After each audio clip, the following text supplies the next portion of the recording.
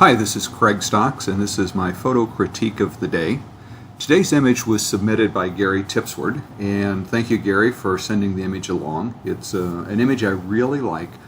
When I first look at this image, I think one of the first things that jumps out at me is the color. I love color contrast, and this has a very nice color contrast between the warm reds and yellows of the apples and the blues and cyans and greens in the background from this plate or dish or bowl that the apples are resting in. So it makes a very nice still life.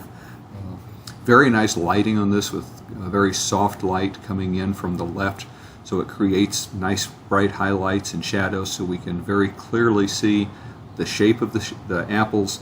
The reflection really adds to the shape of the apples and the overall texture, but at the same time we're getting some real nice light and color in the bowl in the background, and even some reflections of the light reflecting off of the apple and giving us these gold or yellow highlights in the bowl over here.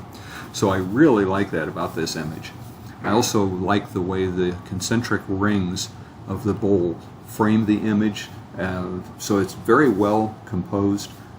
It follows the rule of odds, which says that anytime you have multiple items in an image, you're generally better off to have an odd number rather than an even number. So in this case we have 3 apples, and that creates a triangle, and the connection between the apples creates diagonal lines. I like the way Gary has arranged these so that the lines that connect, for instance, the stems of the apples are a little bit skewed, so it's not a perfect triangle. This is at a diagonal rather than being straight across, which gives it a more dynamic feel. So very good job there.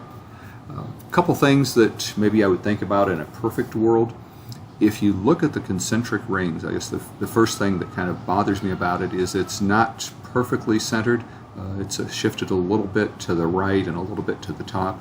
So I don't know if you have a little bit more space in on the original file that you could loosen the crop up a little bit or reposition this. But when you have something almost dead center, and it just looks like it should be centered and isn't quite. The other thing I would look at, and this is a little more of a technical issue, if you look at the highlights, especially on this more yellow apple, the highlights are blown out in places, so there's just not quite any texture here. Or if you look at the other apples, I can zoom in here a little bit, we can see that there is still some texture showing through here, so the highlight isn't blown out.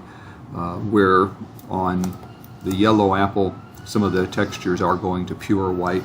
Now that may be because it's a JPEG and because it was sent through Facebook, so it may have lost some of its character that the original had.